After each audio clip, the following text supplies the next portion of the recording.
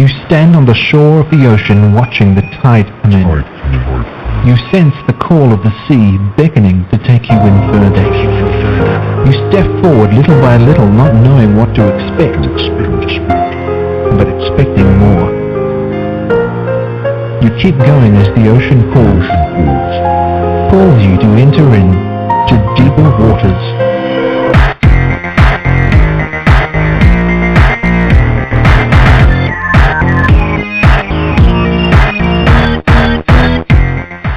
Hello everyone, and welcome to the Deeper Waters podcast. I am your host, Nick Peters, here to bring you the very best in Christian scholarship and apologetics. Today, we've got an interesting show. We are going to be talking about the chosen people. Are we talking about the Jews? Well, partially, maybe. It depends on what our author thinks largely, since he's written the book, The Chosen People. And that author is Dr. A. Chadwick Thornhill. He is the Chair of Theological Studies and is an Assistant Professor of Apologetics and Biblical Studies for Liberty University School of Divinity.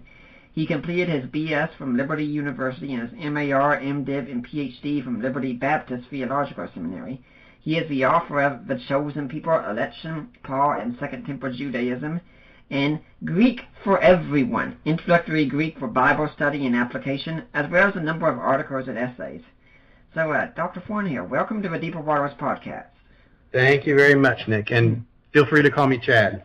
Okay, Chad. Yeah, I'm probably going to be looking into that Greek for Everyone right now. I'm working on learning the language as well. Very good. Yeah, it'll be out in, I might have said September. I think it got bumped to October. But I'm looking forward to getting that out and seeing what people think, and I hope it'll be helpful to, to pastors, to lay people, to seminarians, all up and down the line, help them think better about the Bible. Well, before we get over the personal introduction, let's just say a little bit about that. Learning a new language to some people just sounds so geeky and nerdy, and kind of like, what's the point? Why should, especially like a layman just listening to this podcast who's not going to ministry or anything even, why should they really care about learning Greek? That is a great question. I suppose I would start just by saying if they care about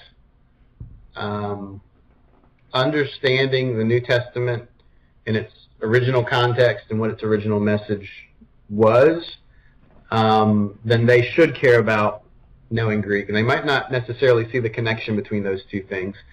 But one of the things that I like quoting Bill Mounce on this, he has a great line in one of his books where he says, all translators are traitors. And what he means by that is simply, whenever you're moving from one language to another, we have this cute little phrase that everyone's heard, lost in translation, and it's true for a reason. When you look at the field of linguistics, basically everyone recognizes no two languages are identical. Even if they are similar, so take Greek and Latin, which are fairly similar, there are nuances that are different. And so there are things that simply, first of all, can't be brought over into English from Greek. And this isn't something, translators or translation committees are trying to hide from us. This isn't some big conspiracy. It's just the fact that English isn't Greek. One example might be that the Greeks have 4 words for love. We only have 1. Sure, and even that, one of the things that I try to harp on in this book that's coming out that you mentioned is recognizing that words are flexible. So even sometimes a lot is made about those 4 words where there's sort of a hard distinction that's read into them everywhere they occur. But context is king. So agape, frequently you'll hear it preached. Agape is divine love. It's the love of God. In certain contexts that might be true, but you really have to look at the context, at how it's being used, at who's using it, at how that author typically uses the word, and so it's a little bit more complicated than that. So one of the big goals of the book is just to expose people to some of the nuances that can't be brought through well in translation, and to help them think better as they're reading their Bible, to encourage them to use multiple translations, and then to really give them a process. Towards the end of the book, there's basically sort of an intro, real brief hermeneutics, exegetical method kind of thing. And those terms might sound kind of scary, so but basically it's just how we think about what the Bible is and how we read it well. That's the goal of those two fields. And there's all sorts of examples that I bring out in the book. One of the things, and obviously this ties into the other book on Paul that I've written, but one of the things that I've really come to value is really focusing on the historical and the cultural situation of the first century. And there are so many ways where that's just incredibly different from where we are today in the West. And we don't do this typically out of some sort of malevolent intent, but we read we just read the Bible as Westerners. We can't help it because that's who we are. So thinking about the Bible as a book written to first century people, specifically the New Testament, thinking about the New Testament, since we're dealing with Greek in that book, as a book written to first century people, and trying to give a little bit of a glimpse into what the first century looked like, how people thought, what were their societal structures, and how that influenced what we see going on in the New Testament. And once you get into that world, I think it opens up the New Testament, and especially some of the things that feel and seem a little bit strange about the New Testament. I think it opens those up in not only a way that we are able to better understand what's going on, but I think there's actually quite a bit of really good application for us today as 21st century Christians that comes out of that kind of thinking as well. So those are some of the big goals in the book. I call it, it's sort of like a functional approach. It's not memorizing, all the endings of luo and all the different moods and tenses. That's the main goal, is for people to know what resources are out there, to know how to use them well, and again to think more in terms of context, and to think about what a good method of Bible study would look like. Yeah. Well, since you mentioned about how we read things from a more Western perspective and such, I'm going to give a reference here that I'm sure you're probably familiar with, but for those of you who are listening, go back to the archives on May 17th of 2014. We interviewed E. Randolph Richards on a book called Misreading Scripture with Western Eyes. Yes. I have to say, when I've read the Bible and started studying the honor-shame paradigm and such, that has made a huge, huge difference in how I understand it. And even on a more recent one, we had a Jackson Wu come on talking about one gospel for all nations, and we talked a whole lot about honor-shame in that one. Yeah, very helpful. Now, Chad, if my audience doesn't know you too well and such, how did you get to be doing what you're doing? A little bit accidentally. I went to I transferred into Liberty in my undergraduate program with the intent of going into youth ministry. So I majored in Bible. We had a youth ministry program, but kind of my line of thinking was, I didn't necessarily think I would be a youth minister for probably the next 40 years. So rather than majoring in youth ministry, if I major in Bible and then maybe take some ministry elective, I thought that would maybe serve me better for the long road. Once I finished my bachelor's degree, my wife, we got married a semester before I graduated, and my wife had gotten a job at the university. And one of the great things about Liberty, and it's not unique to us, but a lot of schools do this, but if you're on staff there, you and your children and your spouse can go tuition free. So you have to pay for fees, you still have to buy your books, but tuition is taken care of. So in light of that, I decided to go ahead and go through seminary, and still planning, to go into the full-time local church ministry track. And about halfway through my seminary program, I got an opportunity to fill in for my Greek professor a couple of times, and then I started teaching part-time at the undergraduate level. And a former professor that I had, approached me one day and said, "We're looking for some adjunct faculty. Would you be interested in teaching Greek part-time, one class a semester?" And I said, "Absolutely," just because I had taken so much of it, but also had really come to gain an appreciation of the language. So I started teaching part-time, and I mean, it was not shortly after that I really felt the way that I had been gifted would be best used in an academic type context. So started looking into PhD programs.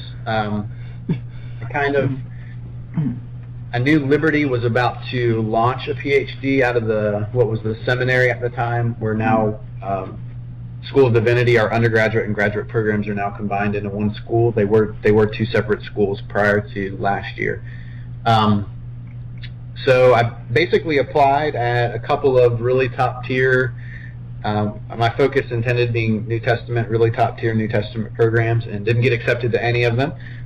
So I ended up doing my PhD at Liberty, and really had just a tremendous experience. So I had 5 or 6 seminars with Dr. Habermas, which was phenomenal. Just as not only a great mind, but probably even better person. And a great matchmaker too. Yeah, and a great matchmaker as well. So loved that experience. Dr. Leo Purser is our program director. He did his PhD at Baylor and focused in New Testament, and he ended up chairing my dissertation. And Dr. Gary Yates was a professor I had a couple of classes with, PhD from Dallas, and he's a Old Testament specialist. And just so, I mean, and then John Morrison was one of the other main professors in the program.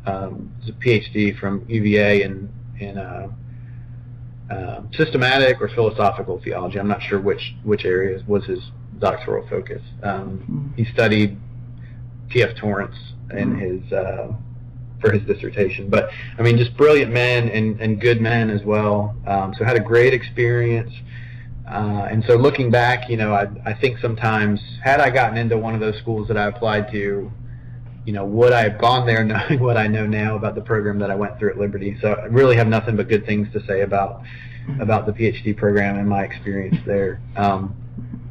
So, about a couple of years into the PhD, I was brought over onto full-time faculty, and that's kind of how I ended up where I am now.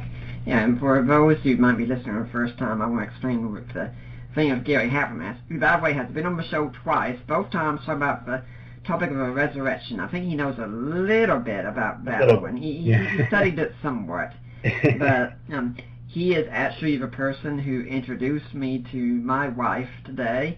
And not only did he introduce us, he married us. You can go on Facebook. I've got photos, everything to show it. And I'd like to say something else about you, Chad, because, we were hearing all this talk and hearing, oh boy, here are a couple of theology nerds and such getting together talking about this. But for those who don't know, I was very surprised. I found out by day, Chad is a New Testament scholar. By night, he is a ninja, apparently. I'm not kidding with that one. You have tried out for the American Ninja Warrior, haven't you? I have. Well, I've applied 2 years now to be on the show, and almost made it from a conversation that I had with one of the folks in casting. Almost made it on this year, but sort of as a consolation, I got to go down. Actually, they filmed the first episode. I think it will air second, but it was the first one they filmed this year. They filmed it over our spring break down in Atlanta, so in your neck of the woods. So there was at Turner Field.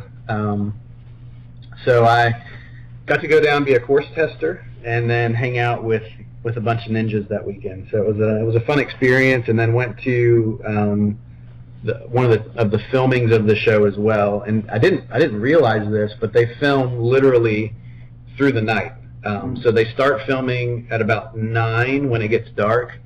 I got there about midnight and left about 5:30 in the morning, and they were still taping. So basically from sundown to sunup is when they film the episodes, and it was a really fun experience. So, but yeah, that's I guess my side deal. If this professor thing doesn't work out, maybe I can win $1 million on a TV show.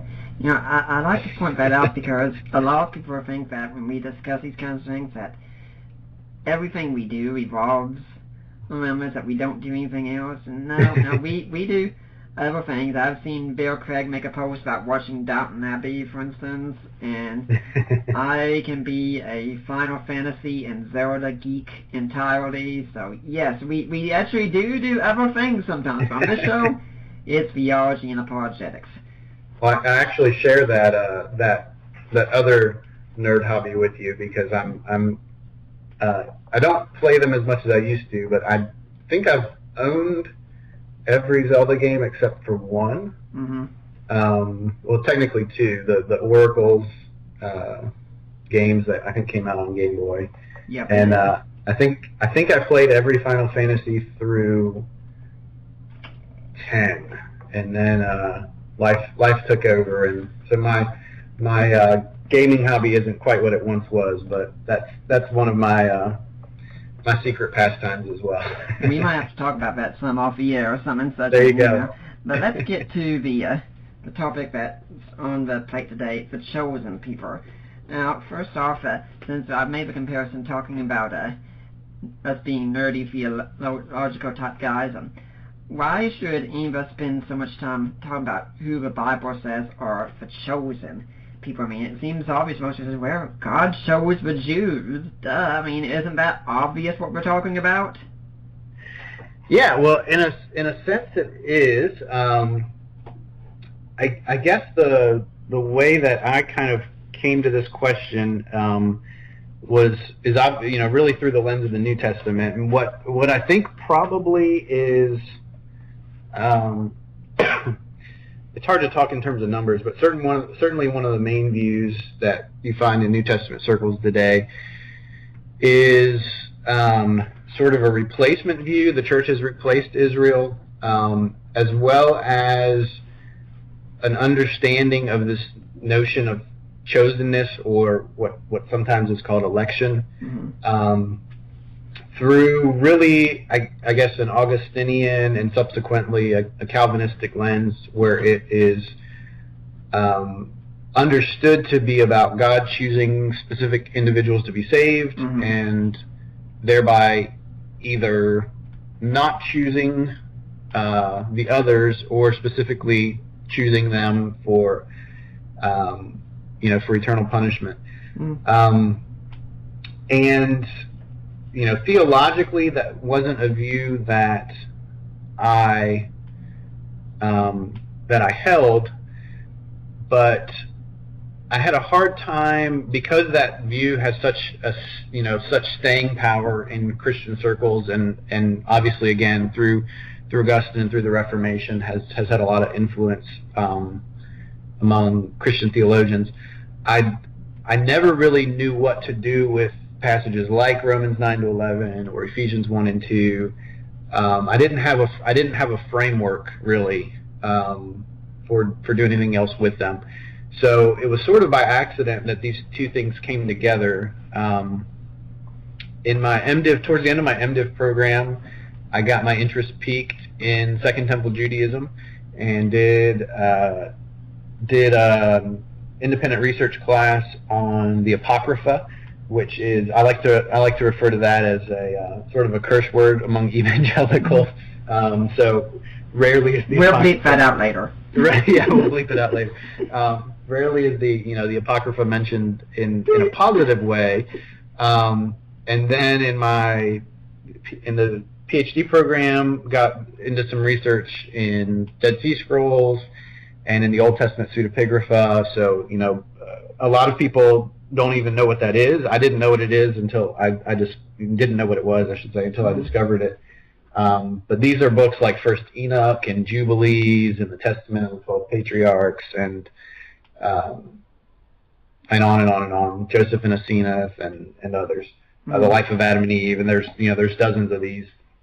And what they are the view that I didn't know any of this was out there other than the Apocrypha, and I didn't really, I think, realize the Apocrypha was Jewish for a long time. I always just kind of assumed it was Catholic because those are the books that the Catholics like, and we don't like them because we're evangelicals. So, sometimes scholars refer to these 400 silent years between the Old Testament and the New Testament. And they're referred to as silent years because we don't have any canonical writings, at least in terms of the majority Protestant canon. But they were actually quite loud. There was a lot that was being written. There was a lot being said. And the Apocrypha, the Pseudepigrapha, and the Dead Sea Scrolls, I think, give us a really important window into what Jewish theology and we use that term as our term, not theirs. They didn't think about theology as sort of a special discipline. But what did Jews believe about God, about the world, about what God was doing in the world, what God was going to do with the world? And as I got into some of that, I could see the connecting points and some of the parallels with the New Testament. And so, that, I kind of tell the story a little bit in the first chapter, but that, along with getting exposed to some of the New Testament authors who have done a lot of work in Judaism, and most of them are folks affiliated with the New Perspective that have kind of tried to bring those two worlds together. How do we think about the New Testament in light of Second Temple Judaism? So N.T. Wright and James Dunn and others. And it was through that combination of things that I started to sort of revisit what exactly is going on in Paul's letters in light of some of what I was seeing in the Jewish literature. So that question, basically turned into the dissertation, and then is now in a slightly different form available in the book as well. Yeah, I read the Apocrypha several years ago, I remember, and I think one of the main memories I have is reading this book of Tobit, I think it was. Oh, yeah. And about how the main character goes off on this adventure and ends up encountering this family who has a daughter who's married several different men, but every night before they could consummate the marriage, every time a demon always killed the man. Yeah. And so Tobit, I think that the main character was Tobit. I think he was instructed on how to deal with the demon and marry the girl in the story. And I just remember reading part where his mother, being a good usual mother, is back home saying, "My son hasn't come home, my son hasn't come home, what's happening? Is he in law trouble?" I'm thinking, no, your son's doing actually pretty well for himself right now. Yeah, Tobit is it's a great little, very entertaining kind of story. But even some of the, as you get, especially towards the end of the book, some of the chapters sort of echo what we see and hear in the Old Testament prophets. They're awaiting God to come and set things right. They know that the way things aren't the way that they're supposed to be. Mm-hmm. So it's definitely, that literature is interesting for lots of different reasons, and it has its own kind of historical situation. But it's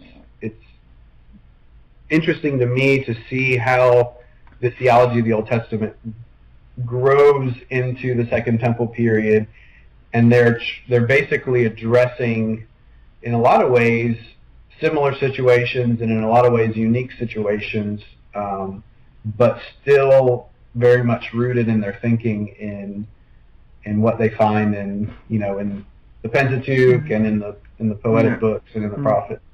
Mm-hmm. Now, since we've answered for the layperson, since you're a professor of apologetics as well, and since this is an apologetics podcast, What can an apologist learn by studying the chosen people? Well, I suppose that would depend on what kind of an apologist one might be. So, I mentioned one of the major things that I challenge in the book is sort of this traditional view of election, and basically my argument is that I think there are two major things that we have to take into consideration. One is recognizing that there's a story to election, so that we have to put it in a salvation historical context. God chose Abraham, He chose the nation of Israel, and we have to bring that story into conversation with what Paul is talking about when he talks about the elect, or when he talks about God's choosings in his letters.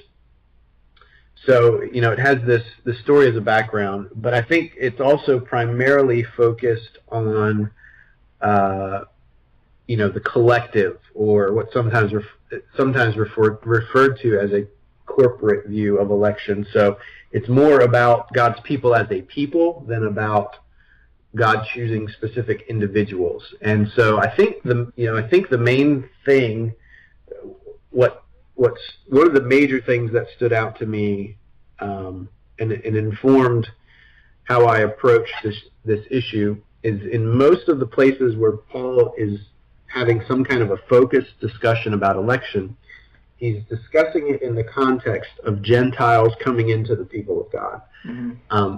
So that seems to me to be a really important piece of what we have to consider as we're interpreting these passages.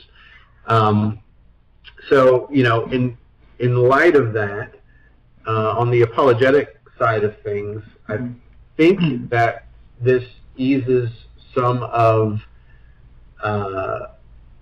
the arbitrary objection, so to speak, on certain forms of understanding of election, that God is, arbitrary in His choices, and therefore can't be deemed as good, and election would be, an example of that. Obviously, folks who come from a more Calvinistic theological position probably would not want to throw all of that bathwater and baby out together. But I think for those who aren't in that camp, or maybe those who are rethinking even their position in light of some of those questions, I think this complements some of the answers that have been given to those kinds of questions by theologians and philosophers and so on. Yeah, I like how you mentioned the idea of individuals, because this is we do tend to read in the text. We read modern Western individualism into it, when the ancient worldview was much more collectivist. They thought about the group before the individual. We think about the individual before the group. Definitely. And, that doesn't mean they didn't have a concept of the individual. They certainly did. Right.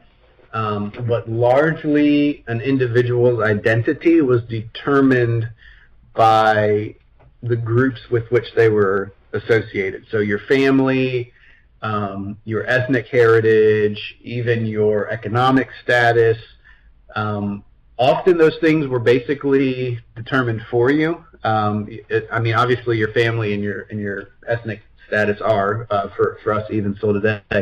But if you were born poor, you were probably going to stay poor. There wasn't a lot of social mobility in the ancient world. And even what kind of line of work you would do, that was often largely determined by the kind of line of work that your family did. You would learn your family trade, and you would continue in it. So you didn't as an 18-year-old ask, what do I want to be when I grow up, and then go to college and take some classes and decide. A lot of that was basically determined for you. So they did have, I think, a much stronger group orientation. And I think understanding that too, I really like to point people to some of Joe Hellerman's work. He's a New Testament prophet Biola, and he actually did one of the one of the endorsements for the book. But he has a larger monograph that's more academic in nature called, I believe it's called Jesus and the People of God. But he has a book that's more on the pastoral lines called When the Church Was a Family, that really, I think, nicely develops some of that social background in the ancient world, and then examines what that meant for the first century church, and then ties that to what that means for us as Christians today. And our commitment basically is one of the things that he's striving to connect there. Is they were far more committed, the title of the book, When the Church Was a Family, we're far more committed to the local church than we tend to be today. And it really was their social group. I mean, it was where they got their identity. Their group identity came from the local body of believers. So I think there's I think important practical applications that come from some of that understanding of the social setting of the first century. When we read 1 Corinthians 5 about the man caught in a relationship with his stepmother, and Paul says, kick him out of the church, pretty much. I mean, today we say, well, yeah, probably he can just go down the street and join another church. Yeah. But back then, that wasn't so, and it was meant to be kind of a real culture shock. Oh my gosh, I'm out here, I'm stranded, I don't have anyone. What was I doing? Yeah. And, and the other side of that is they had, I think, and N.T. Wright and others, but N.T. Wright developed some of this in his huge book, Paul and the Faithfulness of God. But light reading. Right. Yeah, light reading. That's a good, 1,600 pages before bed. So, but they really seem to connect the purity of the body to the life of the individual. So how you acted as an individual Christian said something about what the body of Christ was, and even could taint it. A lot of Paul's warnings are for the sake both of unity, but also of purity, of maintaining the integrity and the purity of the local church. And certainly, that's an emphasis, I think, that we largely, it's not that no churches do that, obviously, but that's an emphasis largely that I think is underappreciated in a lot of our churches today. Now, looking at the chosen people in Second Temple Judaism, today we can think about all the jokes we can make about how some denominations will look at other denominations and say, they are not true Christians. We are the true Christians and such. And that's really nothing new, because Jews back in the time of Jesus were doing that exact same kind of thing about one another, weren't they? I think so. That's one of the arguments that I make in the book. And Mark Adam Elliott, who wrote a book, again, a little light reading, I think it's about 800 pages, but a little book called The Survivors of Israel, argued basically that from his reading of, and he wasn't exhaustive, but from his reading of books like Jubilees and First Enoch and even First and Second Maccabees and the Dead Sea Scrolls, that it seemed like the majority of Jews, and we kind of always have to qualify this, as is evidenced by the literature that we have. So we don't know what every Jew thought. Unfortunately, we would love to know more than we do, but the literature that we have seems to indicate that most of them were fairly sectarian in their views. So, a great line in First Maccabees that sort of illustrates this is one of the Maccabees dies, and we are told that all Israel mourned his death. Well, First Maccabees also tells us that not all of the Jews were supportive of the Maccabean program. So it basically seems to say those who are really Israel were were mourning because they were supporting the Maccabees, and therefore, if you weren't supporting the Maccabees, you're not really Israel. A little bit of trash talk going on. A little bit of trash talk. And Jubilees does this with a lot of focus on separation from the Gentiles and being circumcised, on the 8th day. If you're not circumcised correctly, basically, you have no chance of being on the right side of things when the eschaton comes. In First Enoch is interesting, and Jubilees does this as well. We don't, I think, really even think of this as being an issue, but there was apparently quite a bit of debate about what kind of a calendar they should observe, and some of this goes into the issue of separation from the Gentiles. But should it have been lunar or solar or some sort of a mixed calendar? And according to First Enoch, if you're not observing the right calendar, apparently you're not really a part of God's people, because that would also mean, you're observing the feasts on the wrong day, and so on and so forth. So there were all of these disputes, basically, over what really tells us who God's people actually are. What are the markers that define for us who God's people are? And in some ways, this literature agrees on some of those markers, and in some ways, there's some definitely different takes.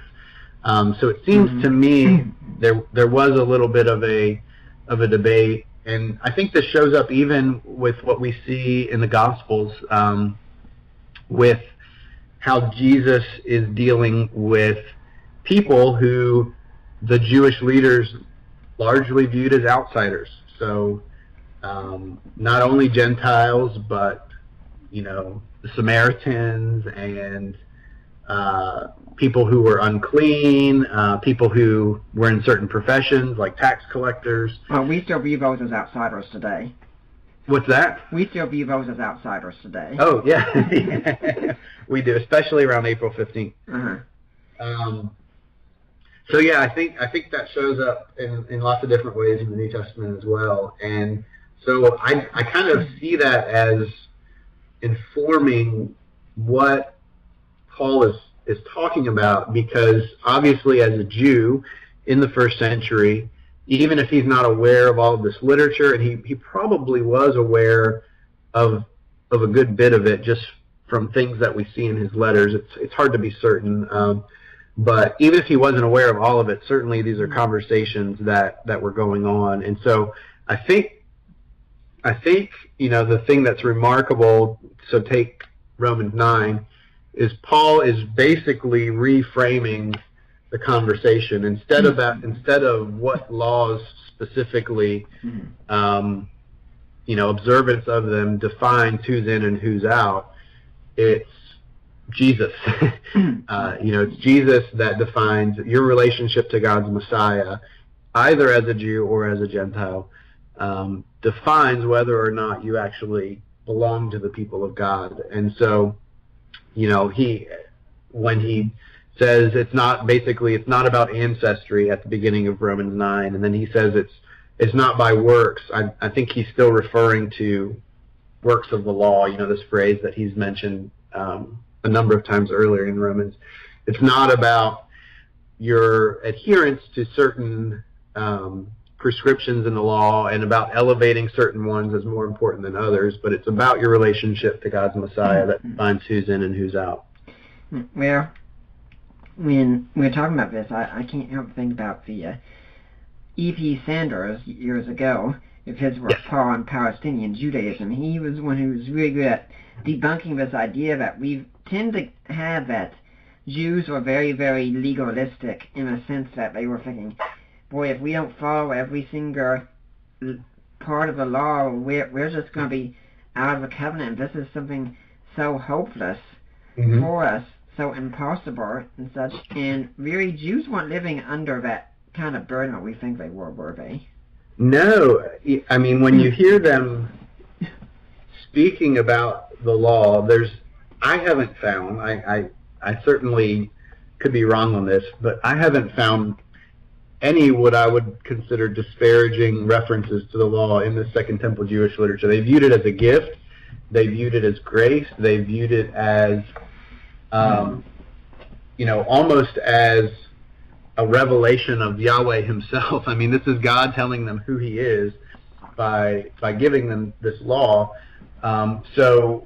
Sanders, I think, was right in the sense that he suggested this needs to be framed more in terms of covenant, and I think that's the right framework. So kind of the way that I like to describe this is, the covenant is initiated graciously by God, so there's no merit, and this is very clear in the Old Testament. It's not because you were the best, it's not because you were the biggest, it's not because you were the strongest. In fact, you were none of those things, and I chose you anyway. That's basically what God tells Israel.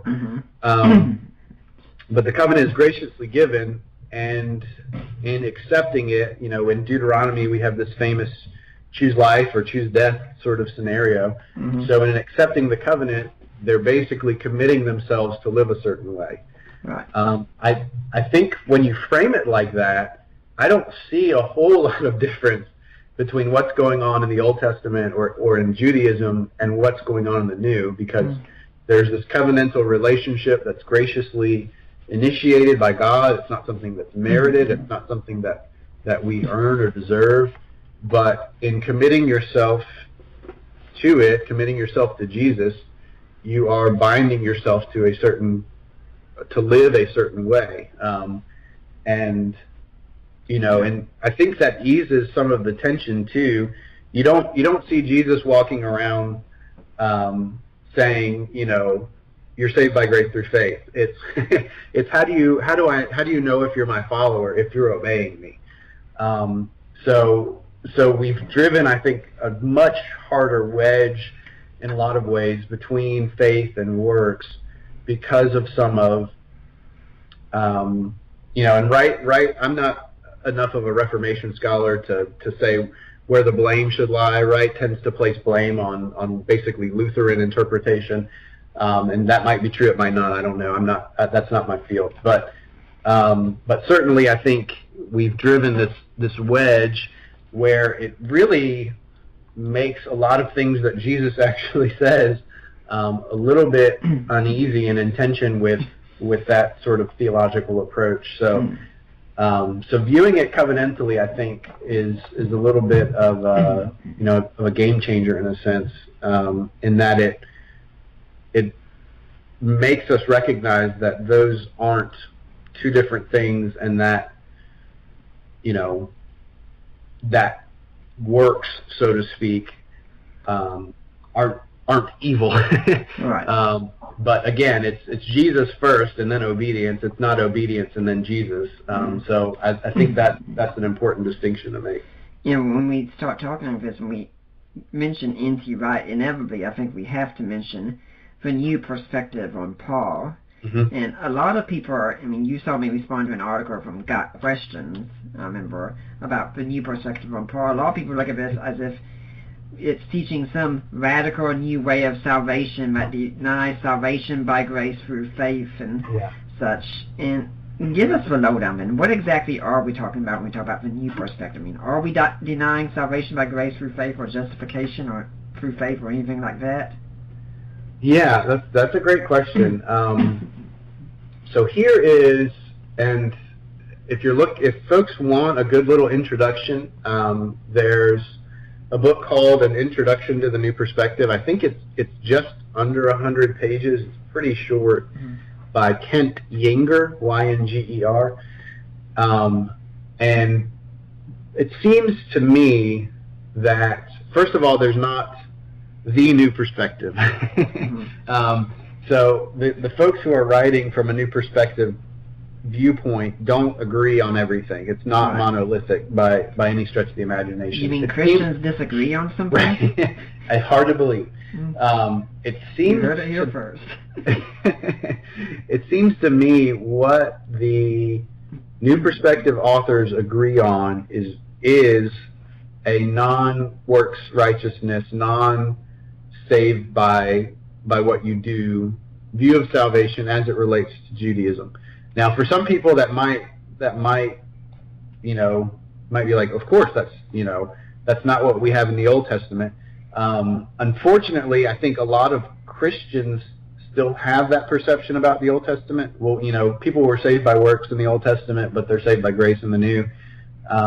No, there's continuity here. So it's adopting a view of Judaism that understands it was not a merit-based form of salvation, and then basically asking, what does that mean for how we read the New Testament? Now, the reason that that's kind of groundbreaking is because of Bultmann, because of a lot of anti-Semitic interpretation that went on in the 20th century, that actually became a pretty entrenched view in New Testament scholarship that Judaism was sort of a foil of a works-based religion, and the New Testament is even like Hegelian interpretation kind of feeds into that. So the revolution, so to speak, started before Sanders. There were folks like Stendhal who were writing and saying some similar things, but he certainly broke the floodgates open with his Paul and Palestinian Judaism book, and then Dunn and Wright a little bit later kind of officially got associated with it. But there are lots of folks who are a part of that movement, and they certainly don't agree on, justification, unfortunately, has become the sticking point on whether or not we should think the new perspective is good, and it's based on Wright's view of justification. And I'm not saying it's good or bad or whatever. I think it's helpful in a lot of ways, but that's not representative of all of the new perspective authors. So I think that's how we need to understand what the new perspective is first by understanding what they agree on, and it really is more of a methodological starting point than anything else. Something that I like to talk about when it comes to new perspective is my first main introduction to it was when I was in seminary. For my salvation class, we were assigned to read John Piper's The Future of Justification, which was meant to show us all the problems of what N.T. Wright said. Well, I'm reading this book, and in the middle of it, so many times throughout, he's quoting N.T. Wright and what he's saying, and I'm reading the whole time thinking, Wright's saying something pretty interesting there. Yeah, I think I agree with that. Yeah, that makes sense. And I could largely meet John Piper one day and say, I'd like to thank you for leading me to the new perspective on Paul, and your work was really helpful there. And then someone sent me a video with Al Mohler talking with a bunch of other people about the new perspective, and I still remember someone on the panel made a sign that says, N.T. Wright may have thought he found something new in the Bible, but he's just going against the tradition. And I mean, isn't that kind of what the Reformation was all about? Right.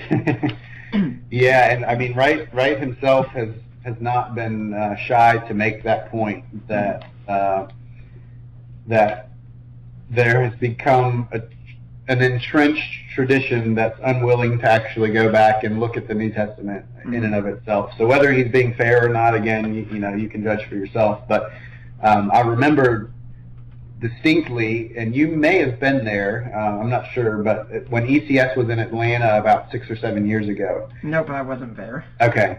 There was a debate. It was originally supposed to be with John Piper, and then things got switched up. But it was Wright and Dr. Tom Schreiner, who's at Southern, and Dr. Frank Fielman were debating justification.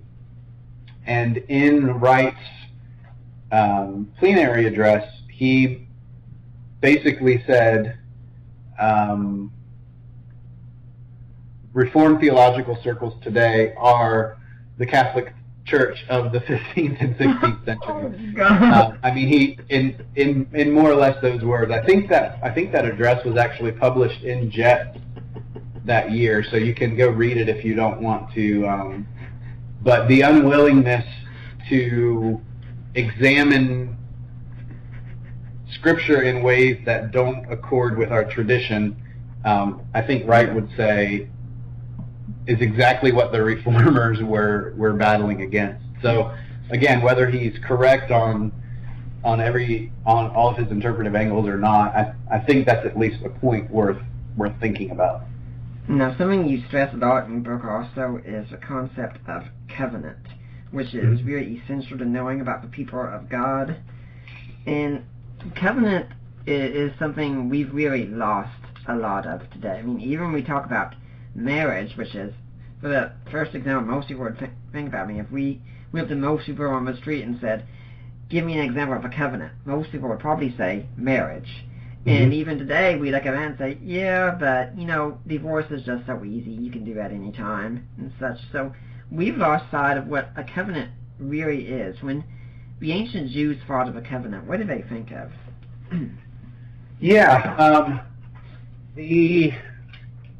So there are different, in the Old Testament we find different kinds of covenants. So some folks will point to what they would call an Adamic covenant or a creation covenant. That one, probably of all of them, is the most debated in terms of whether that's actually there and if it is, what it means. But then there's the Noahic covenant, there's the Abrahamic covenant, the Mosaic covenant, the Davidic covenant, and then the New Covenant. From what I understand, he's working on a book that I'm not sure when it's going to be coming out, but there was an address at ETS a few years ago, and my goodness, his name is slipping my mind. He's an Old Testament professor at Wheaton College. John Barton. Dan Block, sorry, there it is.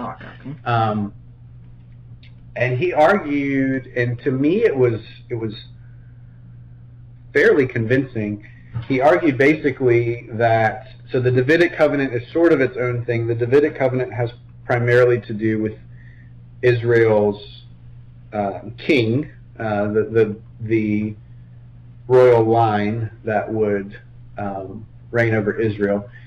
But that the Abrahamic, the Mosaic, and the New Covenants are more, we should think of them more as renewals than as different things.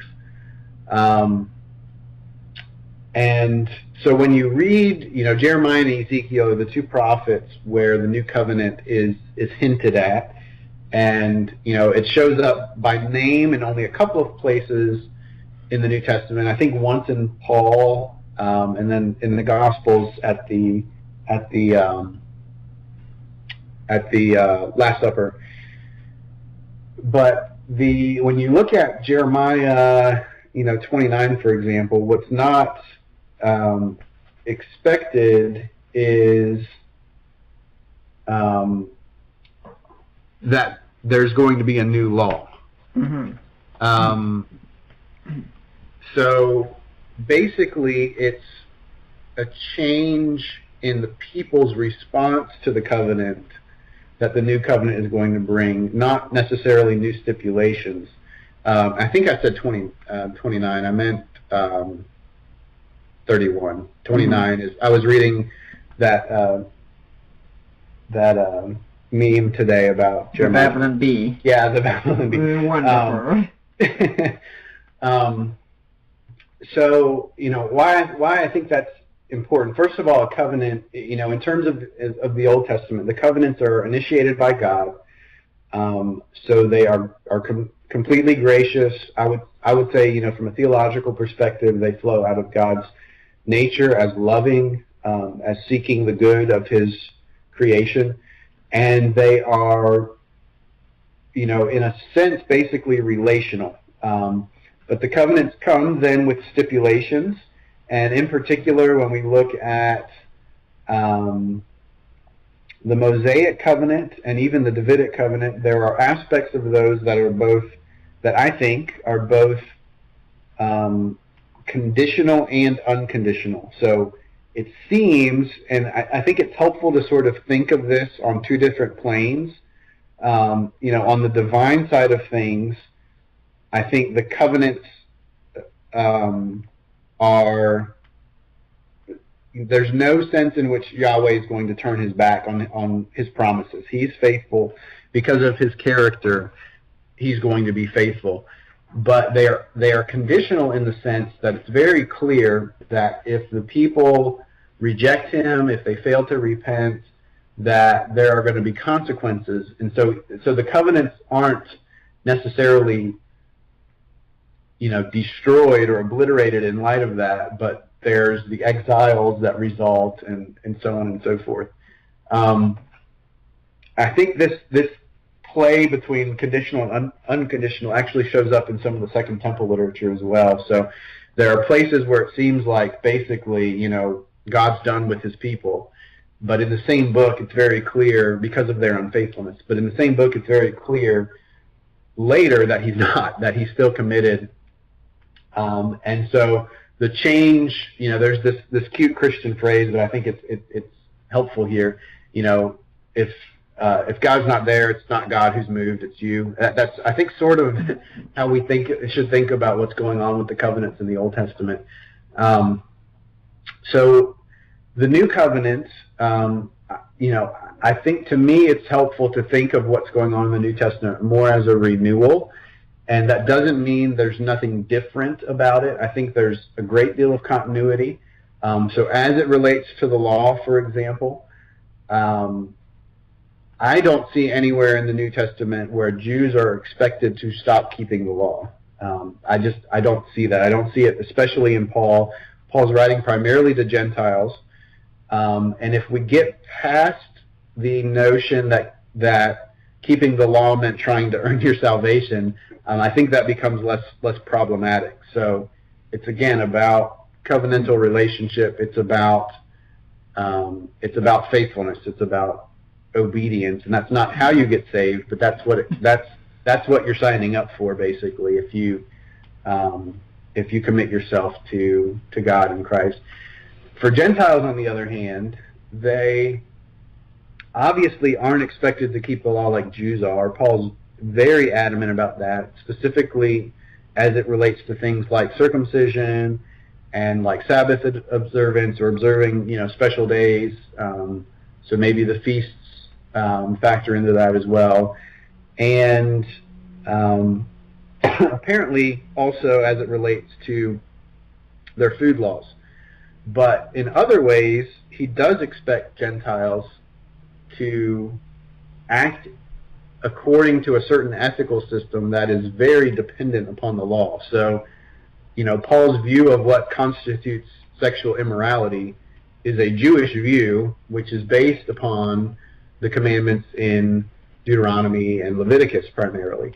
So it's not that the law becomes completely irrelevant, but there are certainly aspects of it, particularly as it relates to, again, circumcision, Sabbath, special days, food observance, that they aren't. But, he tells Gentiles, honor your mother and your father. Well, where does that come from? Mm-hmm. Right? It comes from the Ten Commandments. It comes from the law. His instructions on sexual immorality over and over again, there are places in the Old Testament that those are tied to. Even you mentioned 1 Corinthians 15, his instructions there to remove that person from their midst come from Deuteronomy. 5. Yeah, I'm sorry, 1 Corinthians 5. Yeah, I've got 1 Corinthians. You can tell I hang out with Habermas. I've got 15 always on the mind. But yeah, so do I.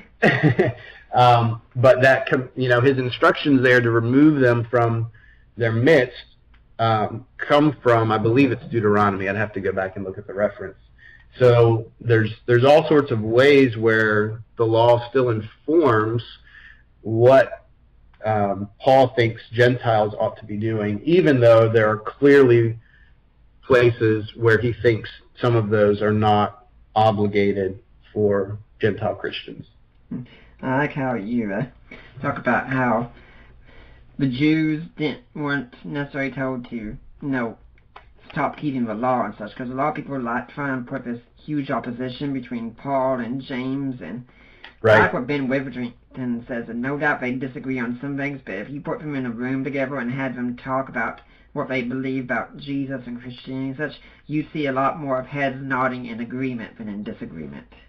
Well, and we don't even have to make that hypothetical Yeah. because excuse me, because Paul tells us, in Galatians 2 that he met with James and Peter and John, and he laid out his gospel, which I think he's basically saying this is what I've been teaching about Jesus, and he says they added nothing to me. They didn't change anything. So unless Paul's just simply making that up, which I don't have any reason to think he was, I think we have confirmation from the man himself that they actually agreed on quite a bit. I'd like to remind you, when you're listening to a Deeper Waters podcast, my guest is Dr. A. Chadwick Thornhill. We're talking about his book, The Chosen People. But if you're listening next week, I had this guest earlier, but I just wasn't feeling great that day, but he's going to be on here. It's going to be a first for our show again. We're going to have Dr. Francis Beckwith coming on. He's going to be talking about his book, Taking Rights, R-I-T-E-S, seriously, which is going to be talking a whole lot about religion and politics, which, as we know, are two great topics to discuss anytime you get together with friends. So, next week, Dr. Francis Beckwith talking about taking rights seriously. For now, let's get back to Chadwick Thornhill, he prefers to go by Chad, talking about the chosen people. Now, something that amazes me about the covenant, and this further kind of deals with the whole idea it was legalistic, is that when you read the Psalms and such, where you hear the people of God talking to God more about the covenant and such, their concern isn't so much, am I keeping the covenant? Their concern most of the time seems to be, God, are you going to keep the covenant? Mm-hmm. Yes, there are some uncomfortable Psalms, certainly. So definitely Psalms where, it's interesting to sort of applying things through that framework. The psalmist will at times, even Paul says, Paul calls himself blameless according to the law, right? Famously in Philippians 3. But for all the Psalms that, I'm a sinner from birth, from my mother's womb, etc., you find a lot of them that say, I'm completely upright, look for yourself, God, you'll see I haven't done anything wrong, so why is this bad stuff happening to me? And I think part of how we read those certainly is we recognize that they're poetic. I don't think the psalmist is claiming that he never did anything wrong in his entire life. If he did, he's either extremely foolish or extremely ignorant. Yeah, right, yeah. But yeah, there's definitely a question, and this comes up again. The prophets illustrate this, especially in light of the exiles. What's going on? Where are you? And the Psalms certainly indicate that as well. And that is that's a question that comes up also in the Second Temple literature, and I think that is partly what Paul is responding to as well. Again, in Romans 9-11, there's this, one of the places I like to sort of camp out in that passage that I think is important for how we read it is in Romans 9:14. It says, what should we say then? Is there, and the Greek word is adikia, which is from the dikaiosune, this righteousness language that we find in Paul's letters. And some translations will say, is there injustice with God? Is God unjust? Etc. What Wright argues, and again, this has been helpful to me in reading this passage, is that the kaios language, when we think about what's right, that always is framed for the Jew in terms of the covenant. And so when you think about it in those terms, what Paul is asking there is basically, can God not do whatever he wants to do? I think what Paul is asking is, has God been unfaithful to the covenant? Has God gone back on his word? And what's prompting Paul to ask that is, I think, two things. One, his recognition that, and actually it might be three. One, his recognition that most of his Jewish compatriots have not become followers of the Messiah.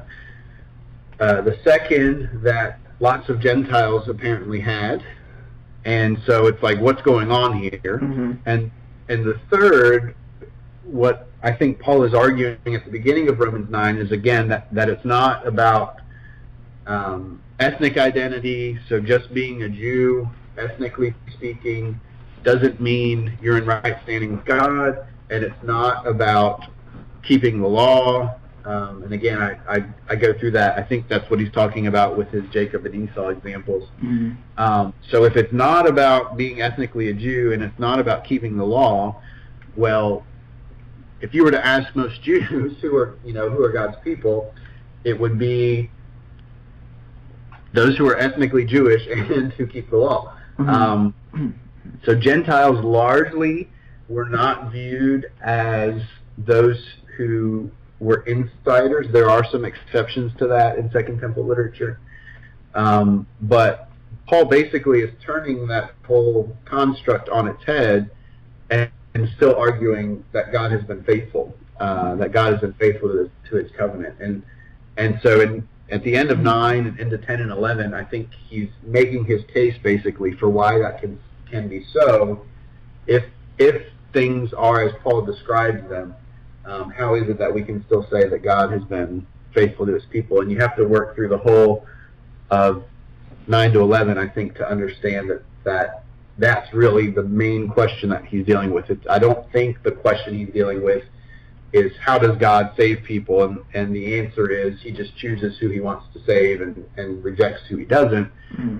I think the question that he's asking is, in light of this scenario, in light of the fact that most Jews have not become followers of God's Messiah, that many Gentiles have, and that ethnicity and law-keeping have nothing to do with it, how in the world can you say that God is faithful in light of those things? And I think that's the big question that Paul's wrestling with in those chapters. Yeah, I mean, it could be some people were thinking kind of, not the exact same, but on the lines of how Josephus supposedly thought that when Jerusalem was conquered by the Romans, that meant that God had switched sides and had gone over to the Romans, and hey, Vespasian is the new Messiah.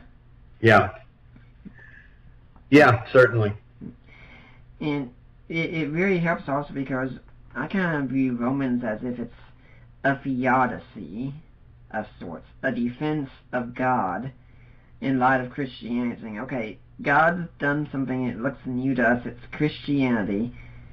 Does that mean nothing else before matters? That God's moved on past the Jewish people? And unfortunately for a lot of us today, we can have that whole kind of mindset, because when we're giving a presentation on salvation, we'll start with the fall of Adam and Eve, and then we'll bypass all this Israel stuff and go straight to the resurrection. Absolutely. Yeah. Yeah, and I think even more than that, again, in terms of framework, one thing that's been helpful to me is not to even assume that Paul would have thought of himself as a quote-unquote Christian. Right. And, we use those terms today, Christianity and Judaism. We talk about them like two completely different religions, and I mean that's how they're classified. So you have Islam, you have Christianity, you have Judaism. They're different things. I don't think Paul would have viewed himself as converting to a new religion, so to speak. Right. I think for him, God has done what he said he was going to do. It didn't look quite like we expected it, but he's still fulfilling his end of the bargain.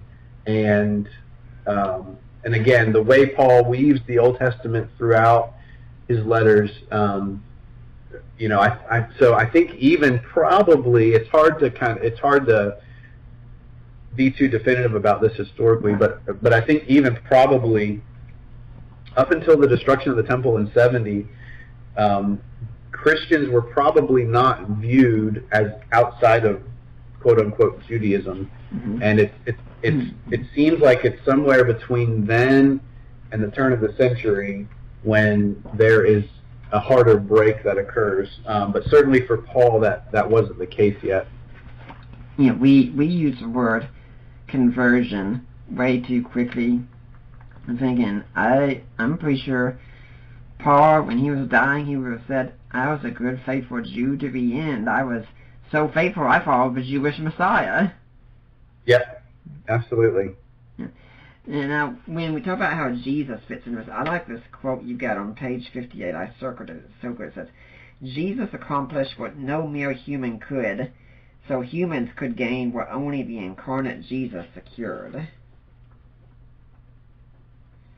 Yes, and part of what I talk about in that chapter is this idea of corporate representation, where an individual basically stands for or represents or somehow defines or influences a group. And from a soteriological perspective, two terms or categories that have been really, really helpful to me that a lot of New Testament authors have discussed are the ideas of identification and participation. I think most Christians probably get the first one, that somehow we identify with what Jesus did, and a lot of Christians probably would be surprised that there's a debate about exactly what that means. So, take something like the atonement for an example. There's 4 or 5 or maybe more different quote unquote models of how that actually works. But we identify with what Jesus did, his death and his resurrection. But in Romans 6, I think is a chapter where this really comes out clearly, but it certainly comes out in all of Paul's letters in different ways. We also participate in that. We also live it. We die to self. We die to sin. Those are activities that are expected to happen, and we live in this new life that we're given, the life of the Spirit. And so it's not just that there's sort of this transaction that's taken place where Jesus secures an eternal destiny for us. That's true, but there's something very transformative about that as well, that we actually take up and do as Christians. That we, Jesus called a disciple. I think one of the places sometimes scholars will say, Paul seems to know very little about the historical Jesus, about what he taught, because he doesn't talk about his miracles. He doesn't mention the Sermon on the Mount or any of that stuff. Yeah, I interact with mythicists a lot, so I see that. Yeah. But Jesus called to discipleship in Mark 8-9 is deny yourself, take up your cross, and follow me. And that seems really close to what Paul is saying when he talks about dying to self, when he talks about we've died with him and we've been raised with him, that a call to following Jesus is actually a call first to die before you are raised. So living in a pattern of cruciformity, and also living in the empowerment of the resurrection. So that participation idea, I think, is really closely connected in Paul to this notion of identification that most Christians, I think, get, but we don't always see, I think, the second half of that. I think it's really incredible when we talk about the identification thing, because this is something I use in my apologetic. You really have no idea what it meant to a first century person all times to say Jesus is Lord and Savior, because you are placing your whole identity on this person. And crucifixion wasn't just designed to kill someone, which it did that very, very well, by the way, but it was also designed to shame and humiliate that person. And when we talk about the movie about Jesus where Pilate, one of my wife's favorite lines is Pilate talking about it before saying, he'll be forgotten within a week. And that would have been the whole idea of crucifixion. Like, okay, no one more talking about that person. If you went to a Jew and you were talking... Or if you did, it was not positive, I'm sure. Yeah. If you went to a Jew and you were talking about someone who was crucified, it was, oh, so you're talking about a blasphemer to Yahweh. Got it. If you went to a Gentile, you say, oh, so you're talking about a traitor to Rome. Got it. No one like that would be seen as the Messiah. And so when people state that they place their trust in Jesus, they were really placing their trust in someone who the world saw as either a blasphemer or a traitor. Yeah, absolutely. Craig Evans, when he was at Liberty giving a lecture, I think it was 2 years ago now, and he shared with us a piece of graffiti that I forget exactly where it dates. I think it dated maybe in the 2nd century, but it was a crucified donkey man. And you might be familiar with this, but it's a piece of graffiti that was found that was mocking Christians, and so the fact again that they worshipped a crucified, a God who died, a crucified Messiah is who they're worshiping. There seem to have been, and we don't have, incredibly extensive evidence, but we have a lot of evidence, even from historians, that this was a point of derision, that Christians were mocked for this, and so especially for especially for a Gentile pagan to convert when basically you're disrupting your entire social identity in doing so. So I mean, I think one of the challenges for people to recognize this is we think of religion very much as an inward, private, individual thing in Western circles today, but in the ancient world, as it is even in places in the Mediterranean world today, there's a very big social dimension to religion. And so participating in the emperor cult, participating in regional practices devoted to certain deities. We read about this in the book of Acts, how there were disruptions to aspects of that because of people converting to Christianity. So you really were giving up not only some of your social identity, but a lot of your social capital in doing so. And this is something I think that I've read Larry Hurtado's working on some aspects of this for a book that's either coming out or Destroyer of the Gods? Yeah. And basically asking the question, why did people convert to Christianity when it was so socially disadvantageous?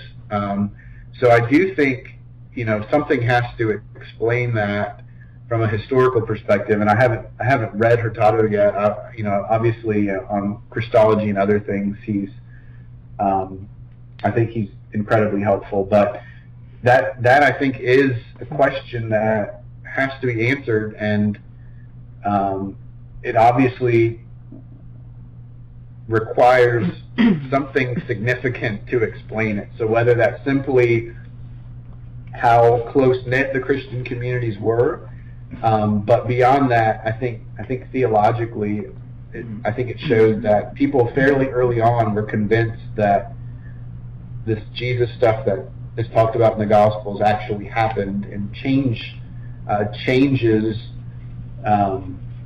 everything. Basically, changes what kind of people they should be, who their allegiance is to, how they should live, and on down the line.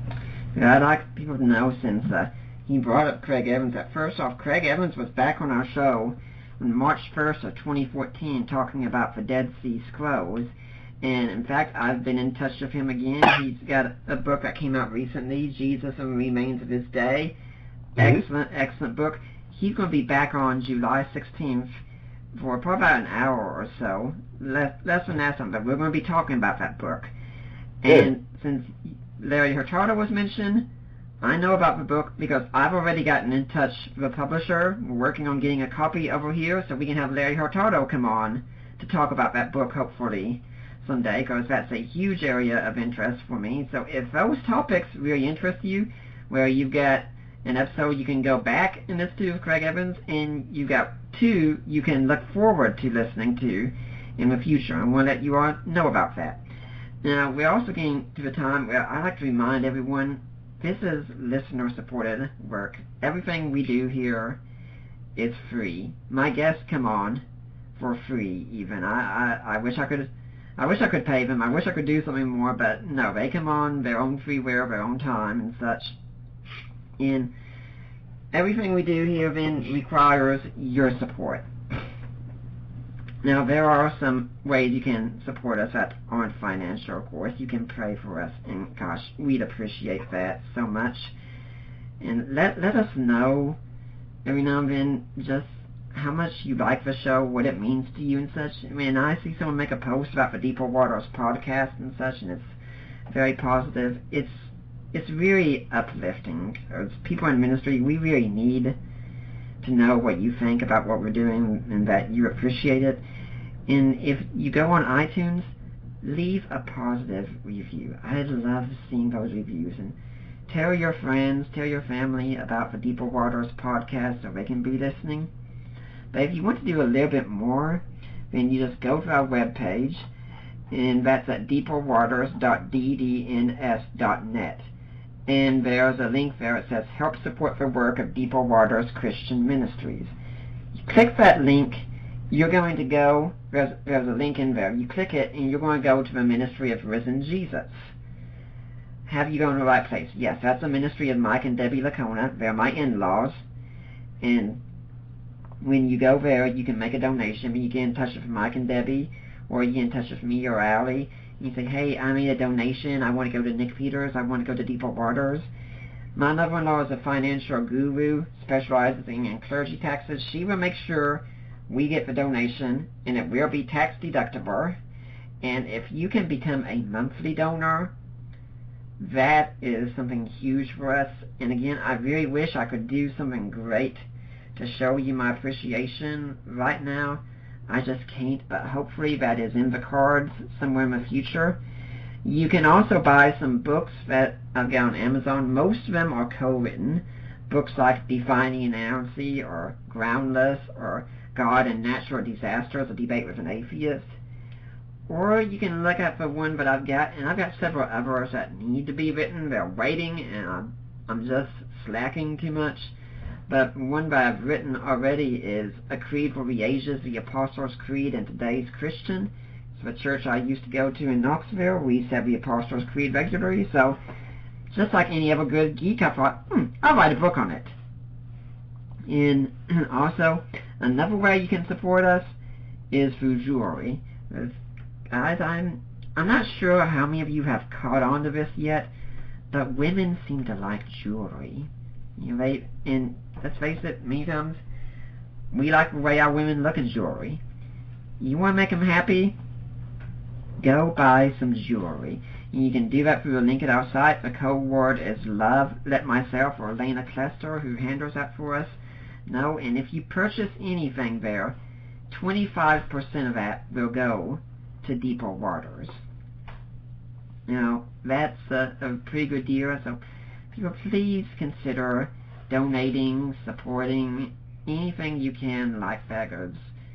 This is something that I give up regularly. I give 2 hours every week of my life to doing this show, and that's not counting all the time spent in between reading the books. And yes, for the huge majority of the part, I read the books before the guests come on, and you can imagine what it's like trying to work through a master's course, trying to help a project ministries, and reading books for a podcast all at once, and somehow I have to do it.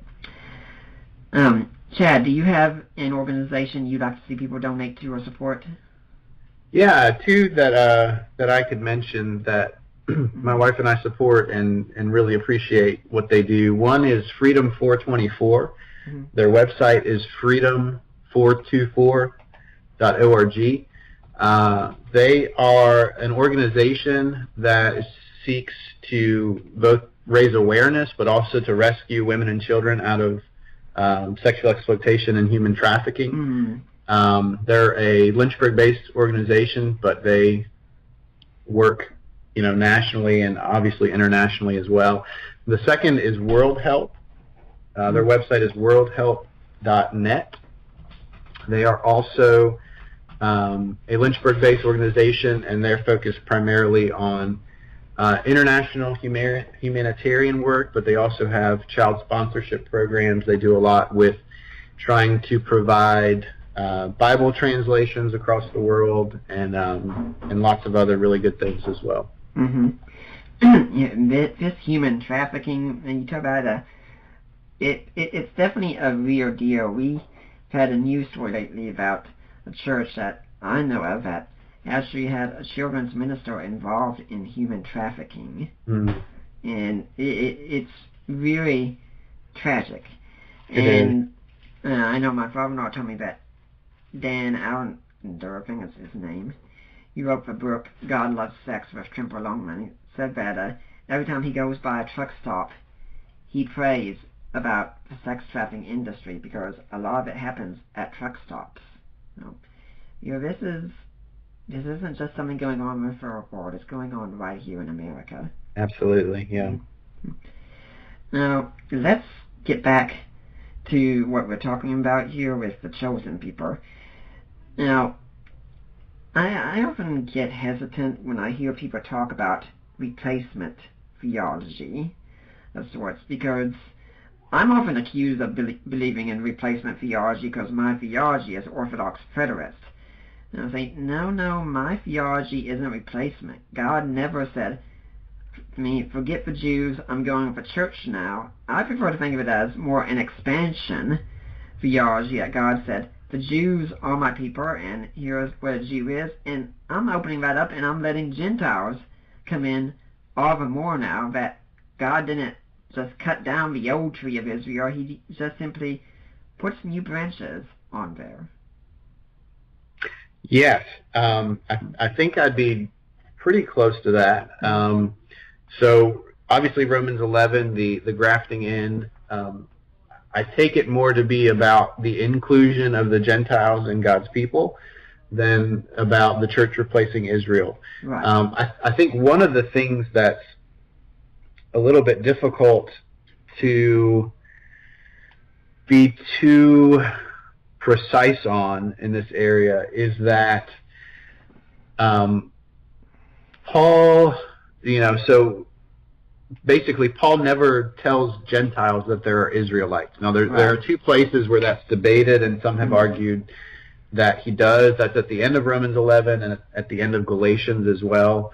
But it seems to me what Paul is trying to do in Romans, in Ephesians, in 1 Corinthians, in other places as well, Galatians obviously, is to maintain that there is a distinction between Jews and Gentiles, but Jews and Gentiles in Christ are also united, or at least should be united. And obviously they weren't always, because that's why he wrote Galatians and why he wrote Romans. So I think there's a sense in which they retain their ethnic identity, but also in which their ethnic identities are transformed and also very much secondary to their identity in Christ. So, Paul talks in Ephesians about the two becoming one new man. And so some have referred to this as what we should think of as a third race. It's something other.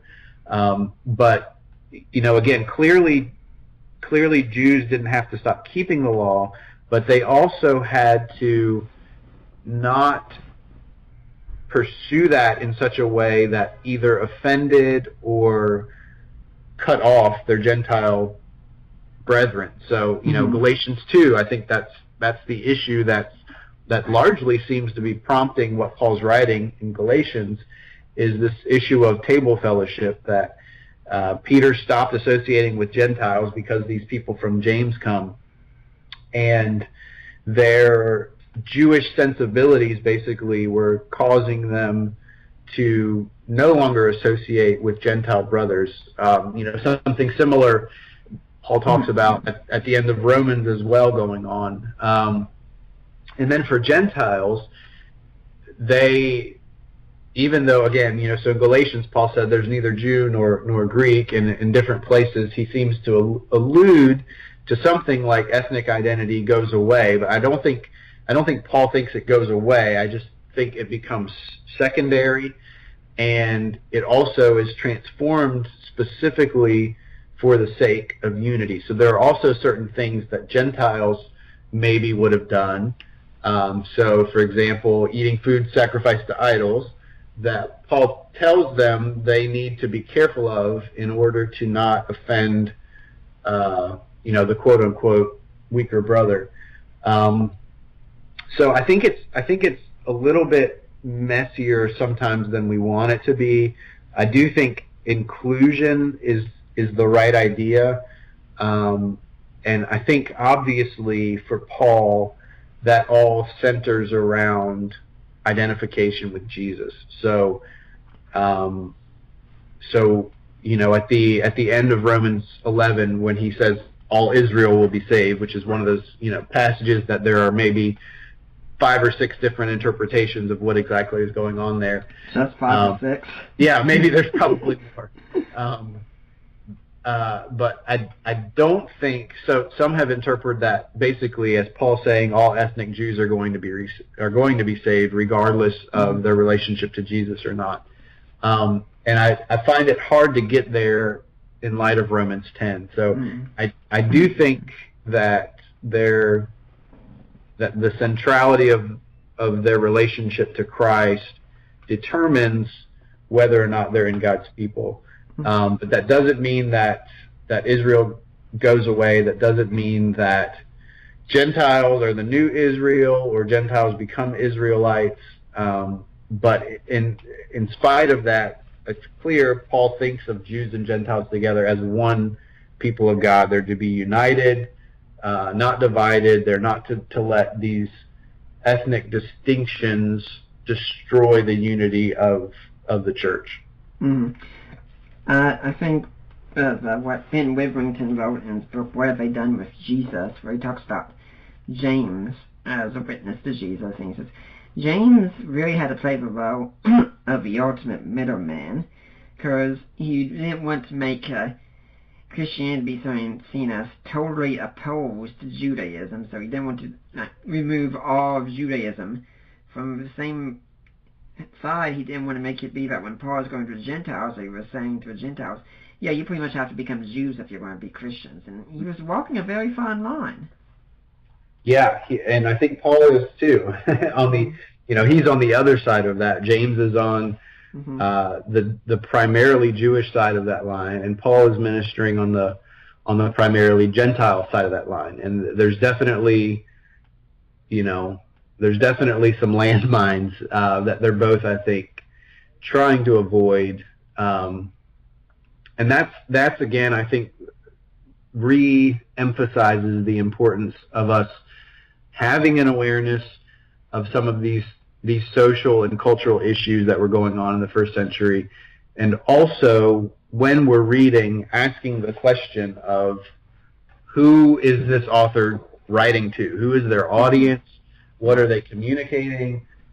Sometimes one of the things that I try to be careful with in Galatians and Ephesians in particular in the book is this us-we language.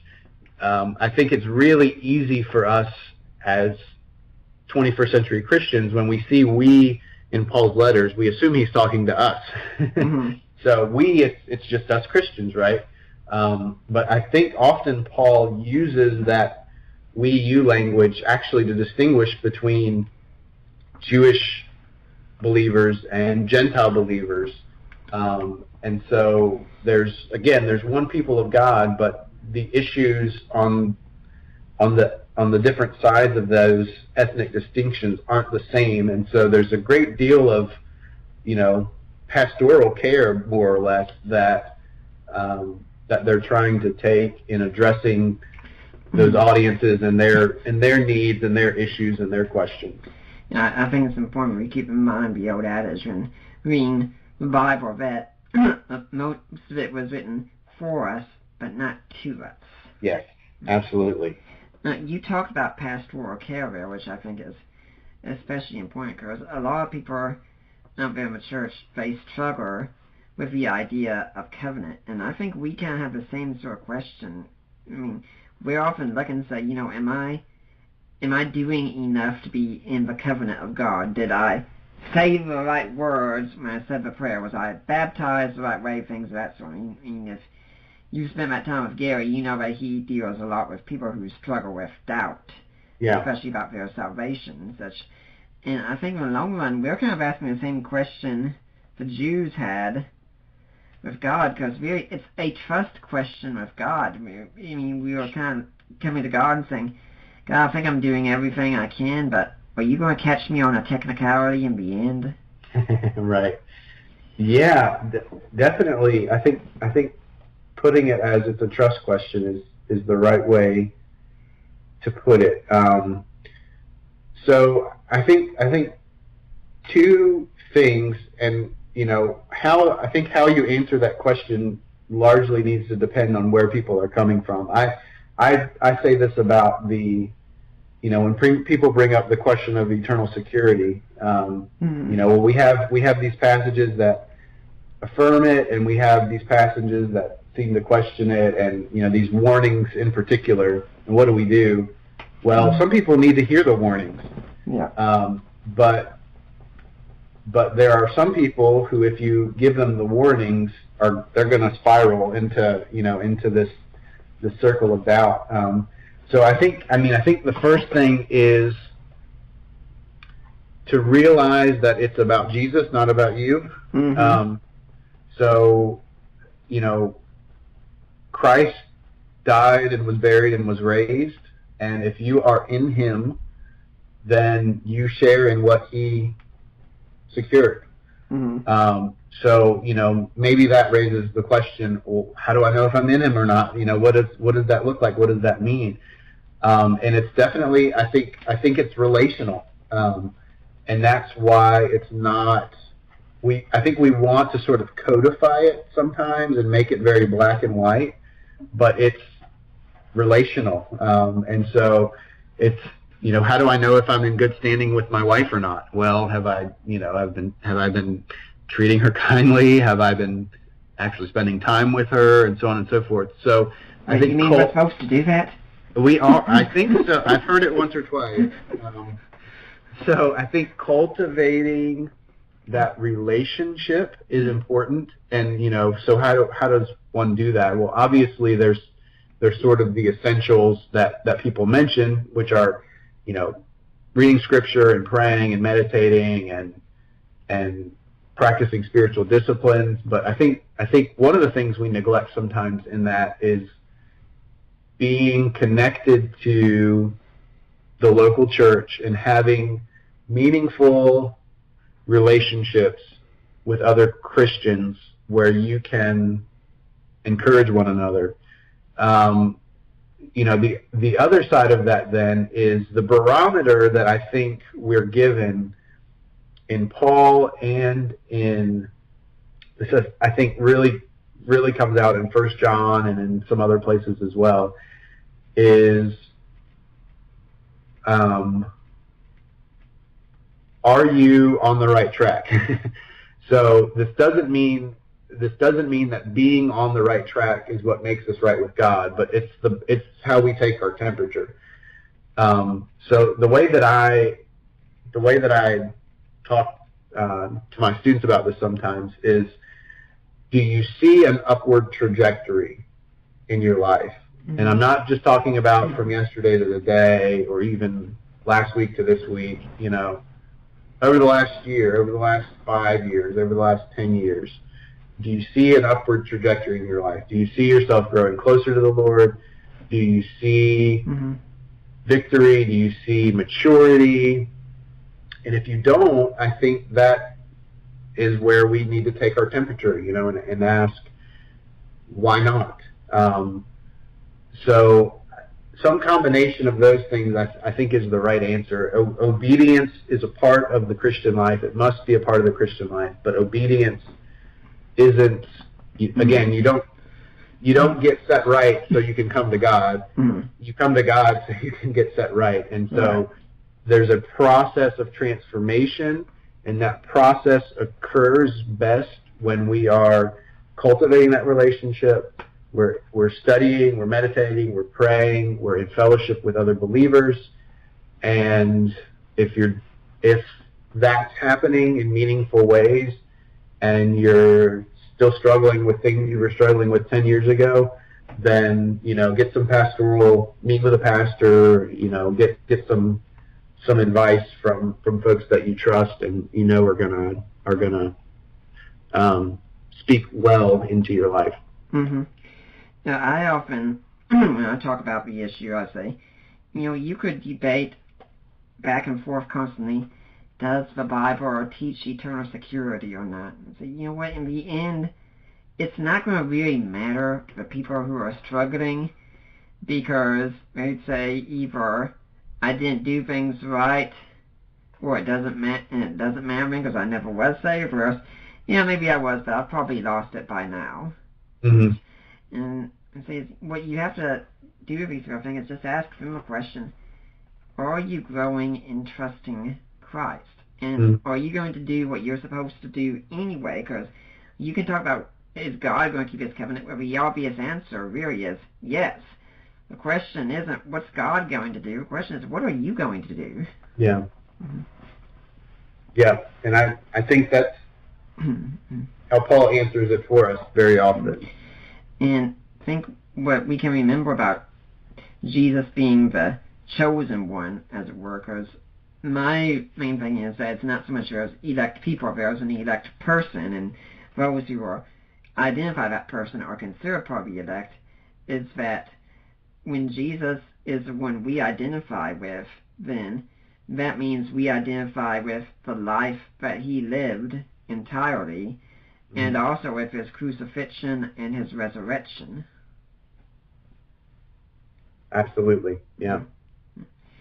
Yeah, I was talking with my father-in-law about this back in April when we were going to his debate with Shabir Ali, and we started talking about Romans 7 some, the passage that's usually said to be autobiographical, and you say, I don't think it's autobiographical, but I think it's kind of describing the Christian life. Anyway, I said, I have to disagree with that. And said, really, how come? And I gave my concerns. If we identify too much with Romans 7 and say, yep, that's us, that's who we are, we might miss that what Paul really wants to get is who we are, is Romans 8. And Romans 8 says a whole lot of really great stuff about us as part of the body of Christ. And with a great speech started with, we will be conformed to the likeness of Christ. Yeah, and I think it seems to me, especially reading 13 to 25, that Paul is contrasting his life without the Spirit and his life with the Spirit. So it's hard for me to take that as his struggles as a Christian. I think it's Paul basically summing up, yeah, the law wasn't a bad thing. The law is actually very good. It's from God. It has an important purpose. But the law without the Spirit is only going to bring death. So how do we get out of that cycle? And it's through Christ and the gift of the Spirit, and that's exactly where he goes at the beginning of Romans 8. So yeah, I don't think he's talking about his struggle as a Christian there. I think he's actually talking about the futility of, or the inability maybe of the law apart from the empowerment of the Spirit to do anything about this problem of sin and death. When you talk about your view of election in the book and identifying who the chosen people are, I mean, do you think you could be a consistent Calvinist and hold to it, or a consistent Arminian and hold to it, or does it exclude one view? What's your take on that? I guess that depends how you define a consistent Calvinist, and I think Calvinists, at least Calvinists that I know, define that differently. So certainly this view has been articulated more on the Arminian, Wesleyan, and non-Reformed Baptist side of the fence, so to speak, even though there shouldn't be a fence, I guess. But there are certainly some Reformed theologians that have, I think, articulated something very, very similar to what I am. So N.T. Wright, obviously, now part of that is, what do you mean by Reformed? I don't know if he would call himself a Calvinist or not, but he's Anglican, so he's on the Reformed side of things, and I think, is articulating something similar to what I am.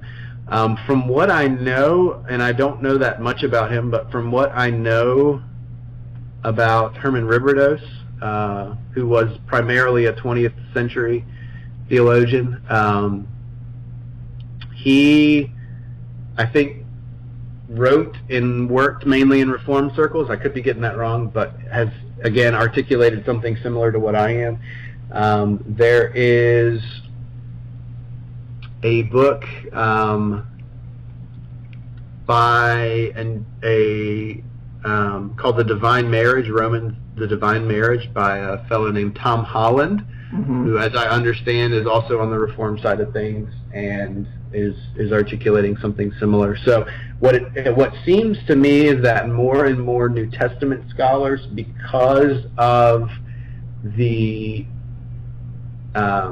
emphasis and recognition of the importance of dealing with the Jewish background of the New Testament, are coming to something close to this, at least in their exegesis of Romans 9 to 11. So whether that means that upends, some part of their theological system or not, I'm not sure.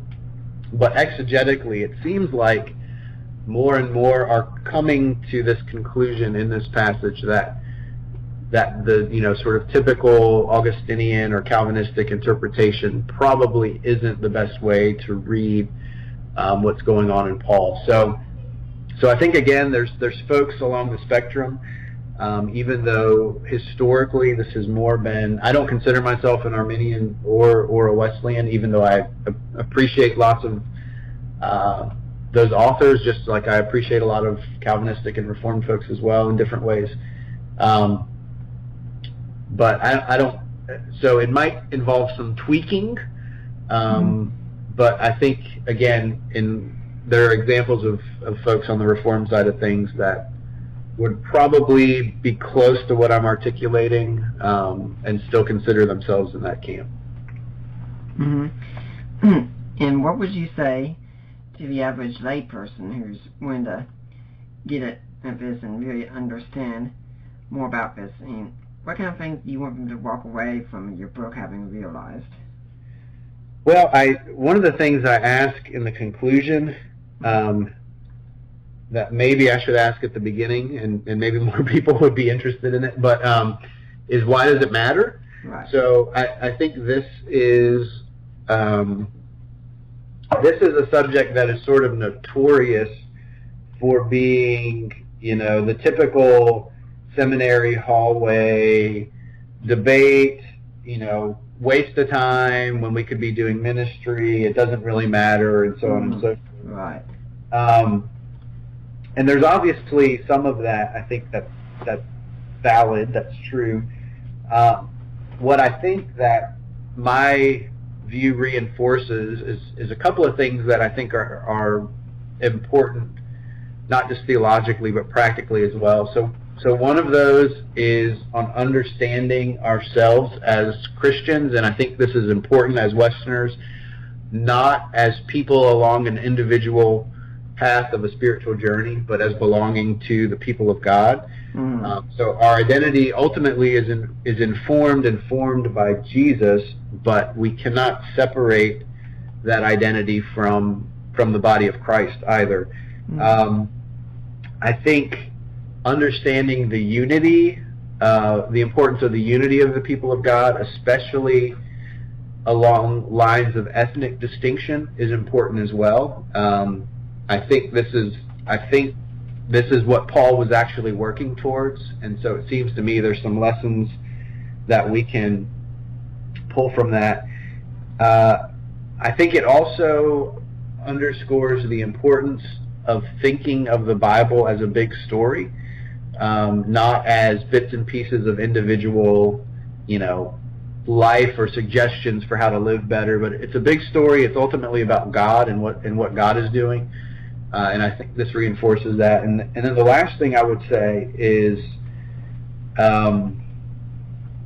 that one of the things that a lot of Old Testament scholars have brought out with election in the Old Testament was, in a lot of the key passages, there's sort of this fundamental missional undercurrent to it.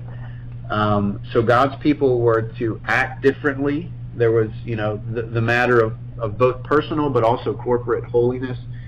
And, a great line that we get in the Old Testament is Israel is told they're going to be a kingdom of priests. And sort of the implication seems to be, right, if everyone's a priest, then who's being ministered to? And it's the nations. They were to be a light to the nations, as Isaiah says.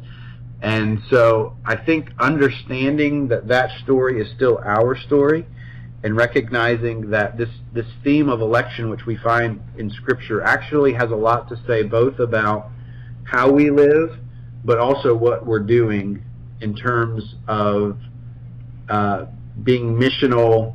And that word's used a lot today. For me, what that has to include at least is being a Great Commission, Great Commandment kind of people. So loving God, loving others, and making disciples. I think those are at least a big part of what should be at the heart of what we are doing today as Christians.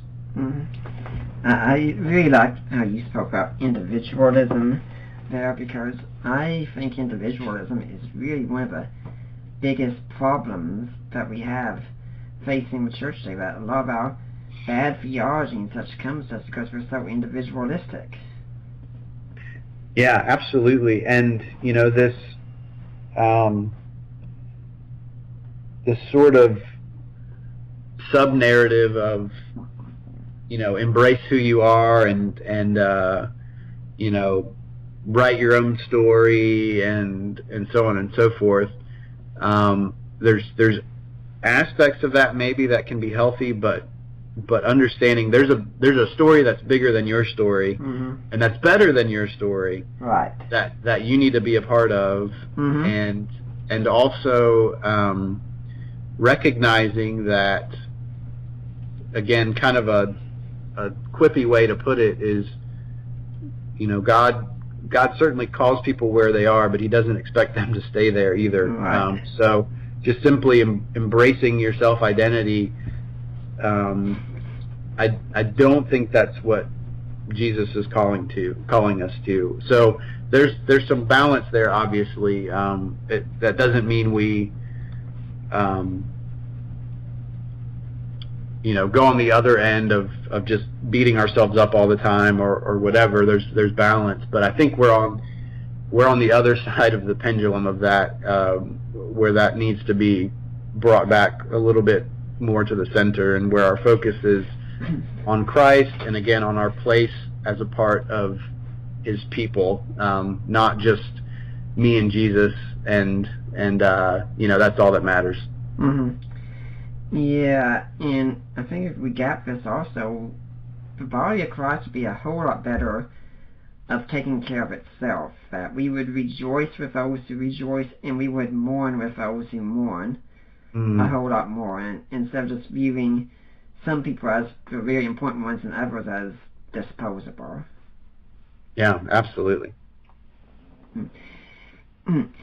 And of course, we in fact have much better theology, because, like you said, it's all about what Jesus did for us, and then the question becomes, what are we going to do in response for all that He's done for us? Yep, that's it.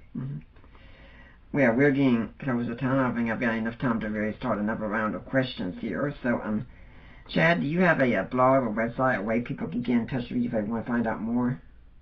Yeah, there's a couple of ways. So I have a profile on academia. If you're interested in looking at that, just search for Chad Thornhill on academia.edu, I think it is.